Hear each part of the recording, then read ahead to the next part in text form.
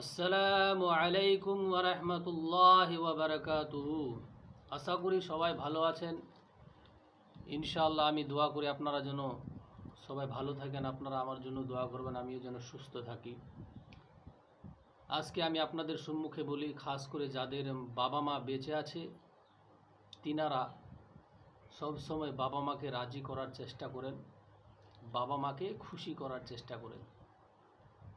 কারণ পৃথিবীর বুকে যতই মানুষ আছে, বন্ধু বান্ধব আত্মীয় স্বজন, সবাই যদি আপনার জন্য দোয়া করে আর বাবা মা দুজনের মধ্যে একজনের বদদুয়া আপনার কাফি। যদি বাবা মাকে খুশি করতে না পারেন, তাদের যদি দোয়া না নেন, তারা যদি আপনার জন্য দোয়া না করে, পৃথিবীর মানুষ যতই আপনার জন্য দোয়া করুক সেই দোয়া কাজে আসবে না। তো আমি অনুরোধ করব, যাদের বাবা মায়ের সঙ্গে সম্পর্ক ঠিক নেই, হাত ধরে পা ধরে অবশ্যই বাবা মাকে রাজি করিয়ে নেন, ভালো ব্যবহার করো। শর্টকাট কয়েকটা কথা বলতে চাই। যিনারা আমাদের বাবা মা বেঁচে আছে, ভালো মতো সেবা করতে পারি না, তাদের সম্বন্ধে আমি কিছু কথা বলছি, অবশ্যই শুনবেন। ভালো লাগলে অবশ্যই শেয়ার করে দেবেন, যেন অন্য কেউ ভাই শোনার পরে যেন আমল করে। 5 থেকে 6 বছরের ছেলের মা মারা গেছে। 5 থেকে 6 বছরের ছেলের মা মারা গেছে। তার বাবা বিয়ে করেছে। সে ছেলের বাবা ব্যস্ত মানুষ, সব সময় ছেলেকে টাইম দিতে পারে না, সময় দিতে পারে না, কাজে ব্যস্ত থাকে। 2-3 মাস পর একদিন হঠাৎ করে তার বাবা ছেলেকে জিজ্ঞাসা করে, ও আমার বাবা, বেটা তোমাকে একটা কথা বলতে চাই। বলে, কি বলো বাবা? বলে, আচ্ছা এক কথা বলো তো। বলে, কি কথা বাবা? তোমার সৎমা ভালো না তোমার মা ভালো?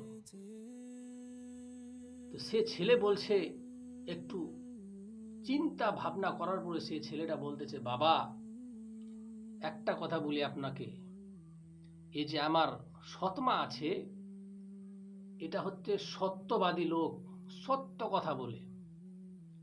আর আমার মা যে ছিল, সে মিথ্যা কথা বলতো। তার বাবা শুনে অবাক, এ কেমন কথা বলছো বাবা তুমি? তোমার মায়ের সম্বন্ধে তুমি এরকম কথা বলিও না বাবা, সে তোমার নিজের মা। বলছে, না বাবা, আমি তো ঠিকই বলেছি, আমার মা মিথ্যা বলতো আর আমার সৎমা সত্য বলছে। বলে, কিরকম? বলে, আমার মা বলতো যে আজকে তুমি শয়তানি করছো, আজকে যদি তুমি কথা না শুনো, আজকে তোমাকে খেতে দেব না। মা যখন আমাকে ধমকাতো, চমকাতো, রাগ করতো, মায়ের ভয়ে আমি বাড়ি ছেড়ে চলে যেতাম। দুপুরে যতক্ষণ আসতাম না বা সন্ধ্যার সময় আসতাম না, আমার মা আমাকে খোঁজ করার জন্য বাইরে চলে যেত। এখানে ওখানে খোঁজ করতো, আমার বেটা কোথায়, খাবার খাবি না? বাড়ি আয়, খাবার খেয়ে নে, অনেক দেরি হয়ে গেছে। তো আমার মা যেহেতু আমাকে বলেছিল আজকে খেতে দেব না, আবার আমাকে ডেকে বাড়ি নিয়ে গিয়ে আদর যত্ন করে খিলালো, তো মিথ্যাবাদী হলো না? আর আমার মা মিথ্যাবাদী হলো। কিন্তু আমার সৎ মা দেখেন, একবার বলে দিয়েছে, এক কথার মা, যে আজকে তোমাকে খেতে দেব না। 3 দিন হয়ে গেল বাবা, আমার সৎ মা আমাকে খেতে দেয়নি। কথাটা কিন্তু বাস্তব। অনেক মানুষের মনে রাগ হতে পারে, কিন্তু কিছু করার নাই, এরকম হচ্ছে দুনিয়ার বুকে। আল্লাহ তাবারক তাআলা আমাদেরকে সবাইকে যেন বাবা মায়ের সেবা করার তৌফিক দেয়। আর এই কথাটাও ধ্যান দিয়ে শুনবেন, যে মা তো অনেক পাওয়া যাবে, কিন্তু